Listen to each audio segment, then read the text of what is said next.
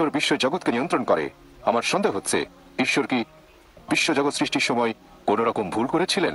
আর আমার মতে পবিত্র বাইবেল আর কোরআনের এই কথাগুলো আধুনিক বিজ্ঞানের বিরুদ্ধে। একটু ব্যাখ্যা করেন। কোরআনের সূরা নম্বর 6 নম্বর সূরা কি সূর্য প্রদক্ষিণ করে? আপনি বললেন 21-22 অধ্যায় 21 আয়াত 22। আসসালামু আলাইকুম প্রিয় দর্শক, আশা করি আপনারা সকলে ভালো আছেন। তো প্রিয় দর্শক, ডাক্তার জাকির নায়েককে একজন বৈজ্ঞানিক ভাই একই প্রশ্ন করে ফেললেন, যা আপনি শুনলে কিন্তু অবাক হয়ে যাবেন। সে ভাইটি বলছেন যে আল্লাহ এই বিশ্বজগৎ সৃষ্টি করতে ভুল করেছেন। আপনার কোরআনে লেখা আছে যে আল্লাহ এই বিশ্ব জাতির সৃষ্টি করেছেন, যেমন সূর্য, চাঁদ এগুলো সৃষ্টি করেছেন। কিন্তু বর্তমান আধুনিক বিজ্ঞানের বিরুদ্ধে যায় কোরআনে যেটা লেখা আছে একদমই মিথ্যা। তো কি আল্লাহ কি এই পৃথিবী সৃষ্টি করে কোনো ভুল করেছিলেন যে কোরআনের সাথে আধুনিক বিজ্ঞান মিল খাচ্ছে না? তো এই শুনে একটা জাকির নায়েক মার্শাল্লাহ কঠিন উত্তর দেবেন সে ভাইটিকে। খুবই গুরুত্বপূর্ণ টপিকে কিন্তু ভিডিওটি হতে যাচ্ছে যে এই বিশ্বজগৎ আল্লাহ সৃষ্টি করতে কি সত্যি কিছু ভুল করেছিলেন। তো ভিডিওটি খুব গুরুত্বপূর্ণ হতে যাচ্ছে, আমরা শুনে আসবো। এই ভিডিওতে আপনারা অনেক কিছু শিখতে পারবেন। খুবই গুরুত্বপূর্ণ টপিক নিয়ে কিন্তু ভিডিওটি হতে যাচ্ছে। তো ভিডিওটিকে না টেনে কিন্তু লাস্ট পর্যন্ত দেখার অনুরোধ রইল। খুব গুরুত্বপূর্ণ টপিক কিন্তু ভিডিওটি আবার বলছি। তো ভিডিওটিকে না টেনে কিন্তু লাস্ট পর্যন্ত দেখার অনুরোধ রইল। তো ভিডিওটি শুরু করার আগে আপনি যদি এরকম শিক্ষামূলক ইসলামী পর্যায়ে ভিডিও দেখতে চান তো অতি অবশ্যই কিন্তু আমাদের আল্লাহ চ্যানেলকে সাবস্ক্রাইব করে যাবেন। চলুন আমরা ডাক্তার জাকির নায়েক সেই বৈজ্ঞানিক ভাইটিকে কি উত্তর দিলেন তা আমরা শুনে আসবো। আজকে এখানে আসতে পেরে খুব ভালো লাগছে, যদিও আমি একজন অমুসলিম। পবিত্র বাইবেলের ওল্ড টেস্টামেন্টে একথা বলা আছে যে ঈশ্বর রাত এবং দিন সৃষ্টি করলেন একেবারে প্রথম দিনে। তারপরে ঈশ্বর সৃষ্টি করলেন সূর্য এবং চাঁদ। এটা আছে 21 অধ্যায়ের 22 নম্বর আয়াতে।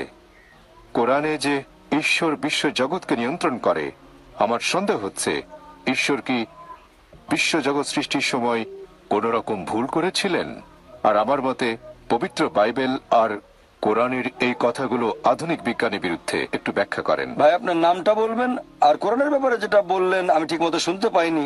প্রথমে আপনার নাম, আর কোরআন যে কথাটা বলছে যে সূর্য। কোরআনের সূরা নম্বর 6 নম্বর সূরা কি সূর্য প্রদক্ষিণ করে? আপনি বললেন 21-22 অধ্যায় 21 আয়াত 22। অধ্যায় নম্বর 21 আয়াত 22 যে সূর্য প্রদক্ষিণ করে? না, সম্ভবত এটা 6 নম্বর সূরাতে। আচ্ছা, তবে 21 নম্বর অধ্যায়ের 22 নম্বর আয়াত বলছে ঈশ্বর বিশ্ব জগৎ নিয়ন্ত্রণ করেন। হ্যাঁ, আপনার মতে এটা বিজ্ঞানের বিপক্ষে যায়? হ্যাঁ ভাই, আপনি প্রশ্ন করলেন, বললেন যে খ্রিস্টানদের বাইবেল পড়েছেন আর বাইবেলের কয়েকটা অনুচ্ছেদ উল্লেখ করলেন। এরপর কোরআনের ব্যাপারে রেফারেন্সটা আপনি বলেননি। বললেন বাইবেলে আছে ঈশ্বর প্রথম দিনে সৃষ্টি করলেন দিবস এবং রাত্রি। আপনি যেটা বলেছেন সেটা আছে বাইবেলের প্রথম বইতে বুক অব জেনেসিস অধ্যায় 1 অনুচ্ছেদ 3। হ্যাঁ, বলা হয়েছে সর্বশক্তিমান ঈশ্বর দিবস এবং রাত্রি সৃষ্টি করেছেন একেবারে প্রথম দিনে। এরপরে আপনারা আরো দেখবেন জেনেসিস অধ্যায় 1 অনুচ্ছেদ নাম্বার 13 থেকে 19 বলা হয়েছে যে ঈশ্বর সূর্য সৃষ্টি করেছেন চতুর্থ দিনে। আমি রেফারেন্স গুলো বলছি। এটা কি বিজ্ঞানের বিপক্ষে যায় না? আমি আপনার সঙ্গে একমত, এটা বিজ্ঞানের বিরুদ্ধে। আমি একটা ডিবেট করেছিলাম ডক্টর উইলিয়াম ক্যাম্বেলের সাথে আমেরিকায়। ডক্টর উইলিয়াম ক্যাম্বেল একজন মিশনারি আর মেডিকেল ডাক্তার, করোনার বিরুদ্ধে বই লিখে ডক্টরেট ডিগ্রি পেয়েছেন। আর সেই ডিবেটের topic Quran, Bible and modern science. সেখানে আমি এই প্রশ্নটা করেছিলাম, তিনি উত্তর দিতে পারেননি। তাই আমি একমত যে বাইবেলের বেশ কিছু সমস্যা আছে। এবার প্রশ্নের দ্বিতীয় অংশ, যে পবিত্র কোরআন বলছে সর্বশক্তিমান ঈশ্বর এই মহাবিশ্বকে নিয়ন্ত্রণ করেন। বাইবেলের ব্যাপারে বললে আমিও মানব যে বাইবেল প্রতিষ্ঠিত বৈজ্ঞানিক সত্যের বিরুদ্ধে। আপনি প্রশ্ন করলেন পবিত্র কোরআন বলছে আল্লাহ তাআলা এই মহাবিশ্বকে নিয়ন্ত্রণ করেন, সূর্য প্রদক্ষিণ করে, এটা আপনি বলেননি। সূর্য প্রদক্ষিণ করে? আমি এরকমই শুনেছিলাম, সেজন্য প্রশ্নটা আবার বলতে বলেছি। আপনি বলছেন না কেন? আমি শুনেছিলাম। আপনি এখানে রেফারেন্স দিলেন অধ্যায় 21 আয়াত 22। রেফারেন্সটা ভুল, সঠিকটা হচ্ছে স্যার হ্যাঁ আমি বলছি সঠিকটা সূরা আম্বিয়া অধ্যায় 21 আয়াত 33 আয়াত নাম্বার 22 না আয়াত 33। এই যে কোরআন। আমি কথা বলছি মেমোরি থেকে, তবে আমি কম্পিউটার নই। না স্যার, আমি আবার প্রশ্ন করবেন? আমি উত্তরটা বলছি ভাই, আমার কথা শেষ হওয়ার পরে আপনি যত খুশি প্রশ্ন করতে পারেন, কোনো সমস্যা নেই। আপনি প্রশ্ন করেছেন, আমাকে উত্তরটা দিতে দেন। উত্তর শেষ হওয়ার পরে আমাকে আপনি আরো 20টা প্রশ্ন করবেন।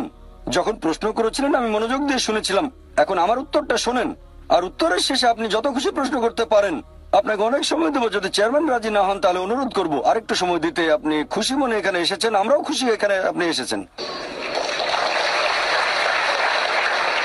আপনি বললেন পবিত্র কোরআন বলছে সূরা আম্বিয়া অধ্যায় 21 আয়াত নাম্বার 22 আসলে 33 যে সূর্য প্রদক্ষিণ করে, এটা পবিত্র কোরআনে আছে। সূরা আম্বিয়া অধ্যায় 21 আয়াত 33 বলা হয়েছে হুয়াল্লাযী খালাকাল লাইলা ওয়ান নাহারা আল্লাহ তাআলা সৃষ্টি করেছেন দিন এবং রাত, ওয়াশ শামসা ওয়াল কামার সূর্য এবং চন্দ্র, কুল্লুন ফি ফালাকি ইয়াসবাহুন। প্রত্যেকে নিজস্ব গতিতে নিজকে চারপাশে বিচরণ করছে। আর তাসলিমা নাসরিন এই ভুলটার কথা উল্লেখ করেছিল, আপনারা চেনেন, নাম শুনেছেন, বাংলাদেশের।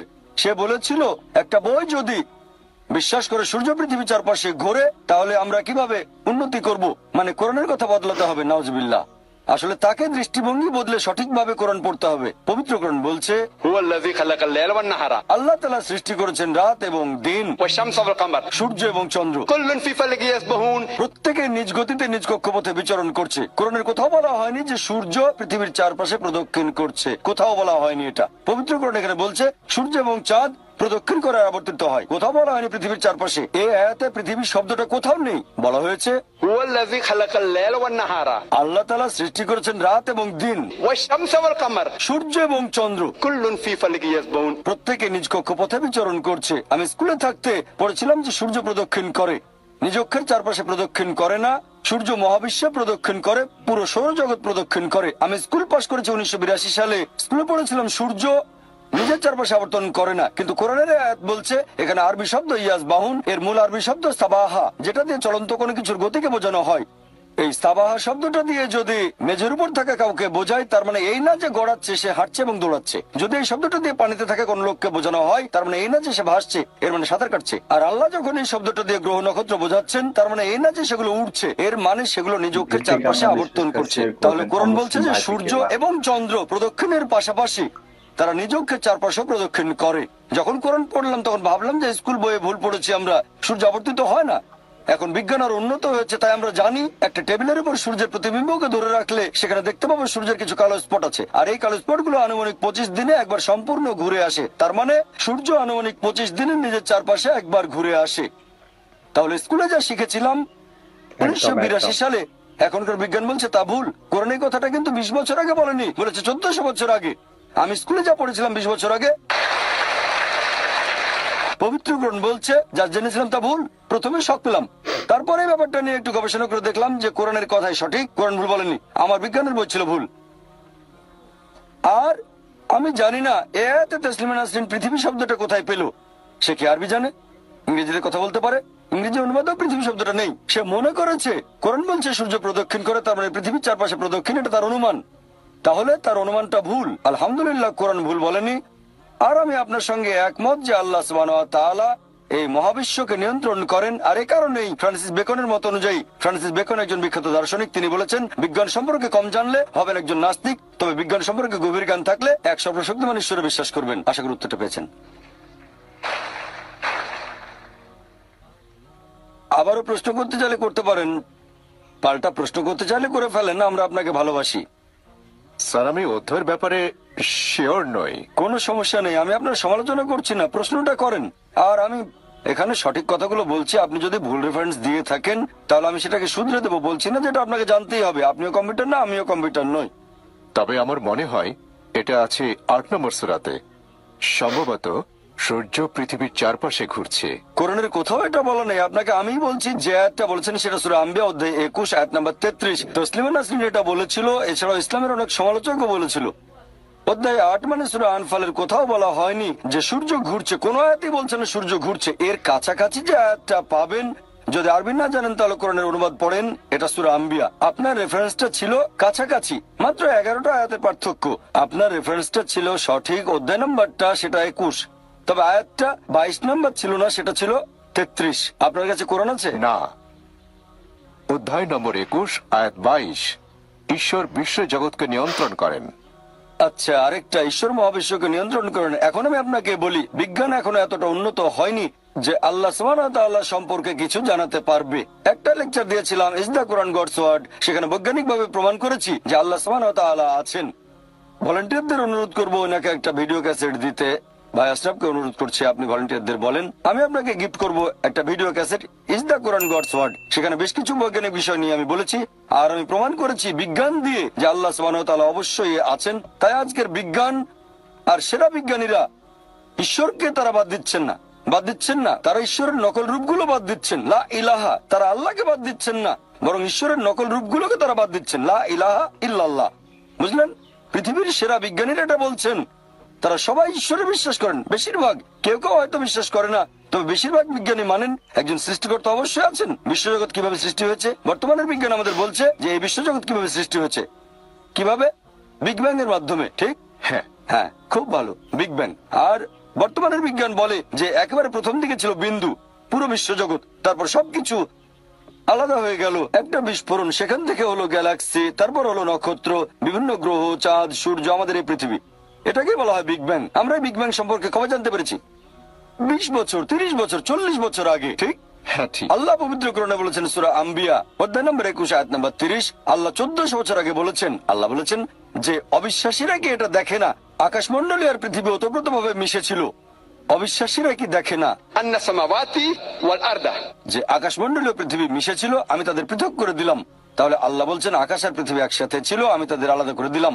বিজ্ঞানীরা এখন এই বিগ ব্যাং সম্পর্কে বলছেন, আর কোরআন 1400 বছর আগেই সেটা সংক্ষেপে বলেছে। একথা কে বলতে পারেন? বিজ্ঞান তো সে সময় উন্নত ছিল না। কে? আমাদের স্রষ্টা। এভাবে পুরো একটা লেকচার দিয়েছি। আপনি আমার ভিডিও ক্যাসেট দেখেন, কোরআন এন্ড মডার্ন সায়েন্স আর is the Quran God's word. ইনশাআল্লাহ যদি আপনি খোলা মন নিয়ে দেখেন, তাহলে আপনিও এটা মানবেন আল্লাহ একজন আর তিনি বিশ্বজগতের স্রষ্টা। ধন্যবাদ। তো মার্শাল্লাহ একটা চাকরি নায়ক কিন্তু খুবই সুন্দরভাবে উত্তর দিলেন। হ্যাঁ প্রিয় দর্শক, একটা চাকরি নায়ককে সেই ভাইটি প্রশ্ন করেছিলেন যে এই পৃথিবী বিশ্বজগৎ সৃষ্টি করতে কি আল্লাহ ভুল করেছেন? তো এই সময় একটা চাকরি নায়ক কিন্তু মার্শাল্লাহ খুবই সুন্দরভাবে একটা চাকরি নায়ক কিন্তু তার উত্তর দিলেন। এই জন্য একটা চাকরি নায়ককে আমরা জ্যান্ত কমপ্টে বলে থাকি। একটা চাকরি নায়ককে যে কোনো প্রশ্ন করেন না কেন তিনি কিন্তু উত্তর দিতে সক্ষম হয়ে যান মার্শাল্লাহ। তো ডাক্তার চাকরি নায়ক আমাদের দোয়া রইল তিনি যেন তার আয়ু আল্লাহ বাড়িয়ে দেন। সকলে বলুন আমিন। তো প্রিয় দর্শক, আমরা এই চ্যানেলে কিন্তু নিয়মিত এরকমই শিক্ষামূলক ভিডিও আপলোড করে থাকি। তো অতি অবশ্যই কিন্তু আমাদের চ্যানেলটিকে আপনারা সাবস্ক্রাইব করে দেবেন নিয়মিত এরকমই শিক্ষামূলক ভিডিও পেতে হলে। তো ভিডিওটিকে আপনারা বেশি বেশি করে শেয়ার করে দেবেন, আমাদের মা বোনদেরকে দেখার সুযোগ করে দেবেন। তো দেখা হবে নতুন একটি ভিডিওর সাথে।